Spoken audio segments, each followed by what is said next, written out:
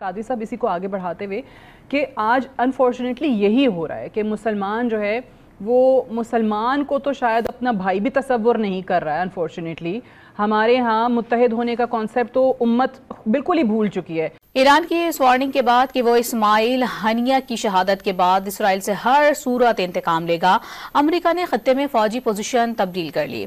Israel को बचाने के लिए खलीज ओमान में बहरी बेड़ा तैनात करने का ऐलान कर दिया। बैलिस्टिक और क्रूज मिसाइल गिराने वाले जहाज बहरा रूम भेजे जाएंगे। America, Sweden, Germany, Bharat, Poland, Singapore और हॉलैंड की एयरलाइंस ने तल अबीब के लिए परवाजें आर्जी तौर पर बंद कर दी हैं। हनिया की शहादत के बाद इसराइल ईरान तनाज़े में शिद्दत। अमेरिका और बरतानिया की अपने शहरियों को लेबनान फौरी छोड़ने की हिदायत। ईरान इसराइल के मुख्तलिफ शहरों को निशाना बनाएगा। ईरान के किनारे पर गाड़ी पर इसराइली फिजाई हमला। हमास कमांडर हैसम इसराइली हमले में हमास कमांडर समेत 5 फलस्तीनी शहीद हो गए। हैसम नूरुद्दीन बलीदी शहीद। ये अमरीकी मुआवनत के बगैर हो नहीं सकता था। ये ईरानी जो उनकी सिक्योरिटी, उनकी इंटेलिजेंस, उसकी नाकामी है। क्या कि मशरिक़ वस्ता में बड़ी जंग का खतरा मंडलाने लगा है। इसराइल और लेबनान ने एक दूसरे पर हमले शुरू कर दिए। लेबनान पर इसराइली फ़िज़ाई हमले में हिज़्बुल्लाह के अहम कमांडर अली नाज़े अब्दुल शहीद हुए।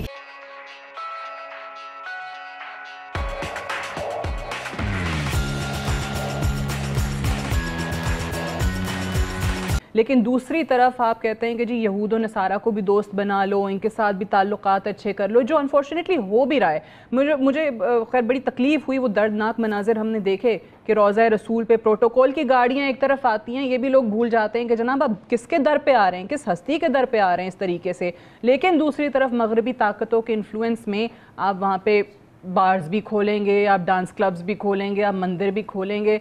ये क्या हो क्या रहा है? देखिए कुरान मजीद वल फुरकान हमीद की बेबहा आया करीमा, जिस तरह प्रोफेसर साहब ने भी फरमाया है कि कुरान हमें कहता है या अय्युहल्लज़ीना आमनू, ए मोमिन मुसलमानों, ला तत्तखिज़ुल यहूदा वन नसारा, कभी भी उनको अपनी कुर्बतदार बन बनाओ, राजदार मत बनाओ, उनसे ताल्लुक मत रखो।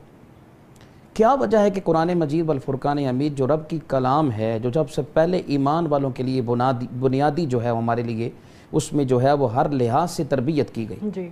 बार बार उस बात की वईद आती है, बार बार हुक्म आता है। उसकी वजह ये है कि अल्लाह रब्बुल आलमीन मुसलमानों को बता रहा है कि ईमान वालों याद रखना कि यहूद और नसारा तुम्हारे कभी भी दोस्त नहीं हो सकते।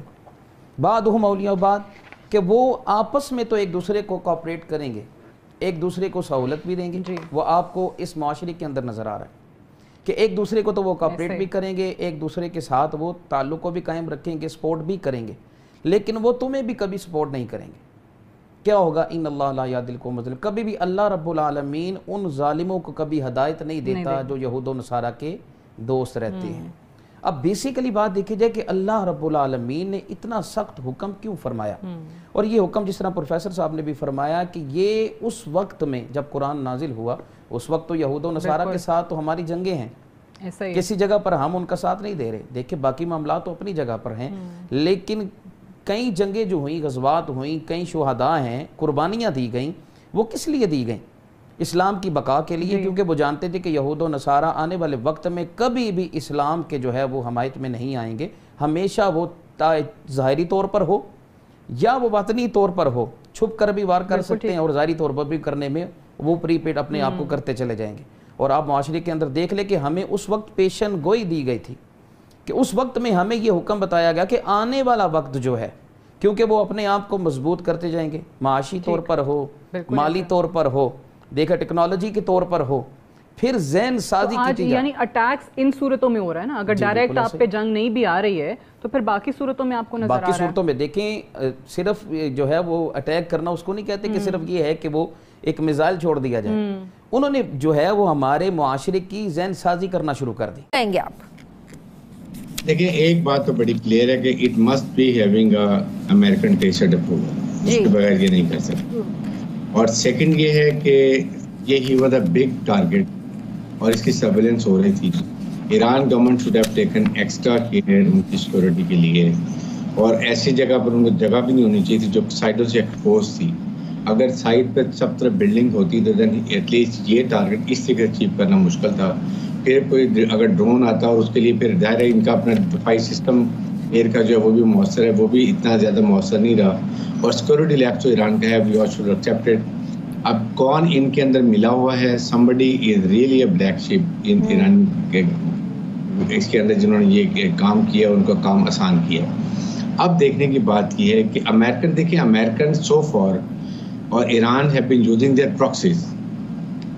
अमेरिका की proxy is Israel Middle East के लिए, और ईरान की प्रॉक्सीज में हिजबुल्ला लेबनान में, गाजा में हमास, और उसके बाद हुती है यमन के अंदर। ये इनको खिलाफ पिच किया और ये लड़ा। अभी भी मेरे ख्याल में ये लिमिट यहीं तक रहेगी। ईरान माइट, पहले उन्होंने ईरान में जब दमिश्क पे एम्बेसी पे गए थे तो ईरान ने काफ़ी क्रूज मिसाइल फायर किए थे, but they did not use the lethal weapon जो हाइपरसोनिक मिसाइल थे, नहीं किया।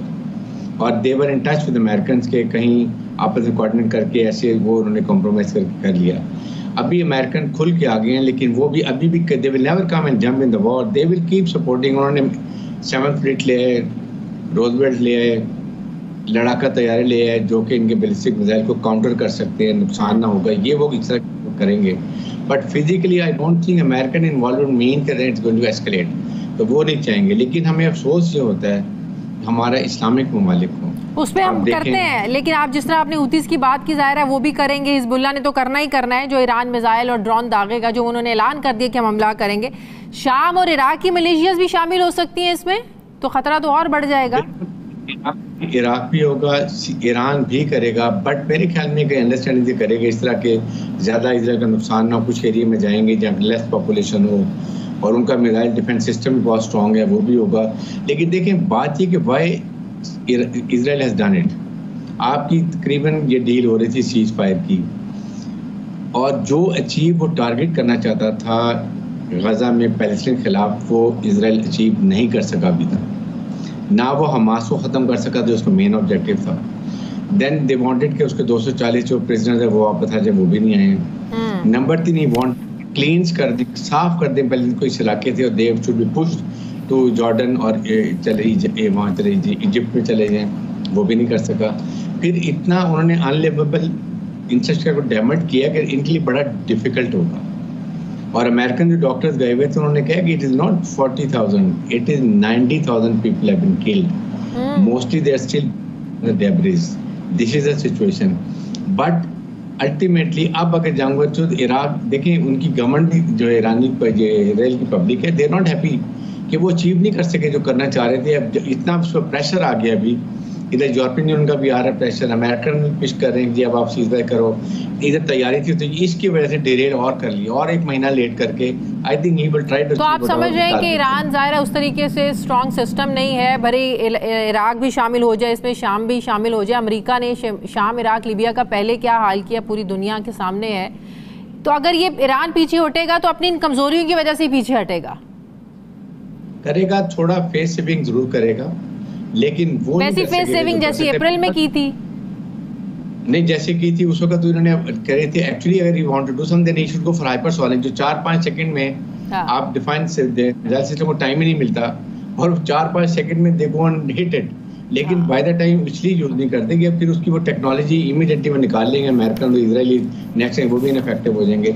सो he has to play very cautiously, particularly when America is openly with Israel, और मिडिल ईस्ट आपके साथ सपोर्ट में नहीं है। आपके मिडिल ईस्ट कंट्रीज ने अभी तक वो कंडेम भी नहीं किया। हमारा मुसलमानों का कसूर है, और इससे सबसे कॉज डैमेज हो रहा है कश्मीर।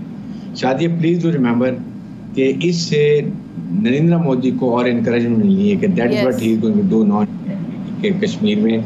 ही विल ट्राई दबा के इतना उनकी लाइफ तंग करो कि वो फिर आज़ाद कुछ हमारे पाकिस्तान की तरफ आना शुरू हो।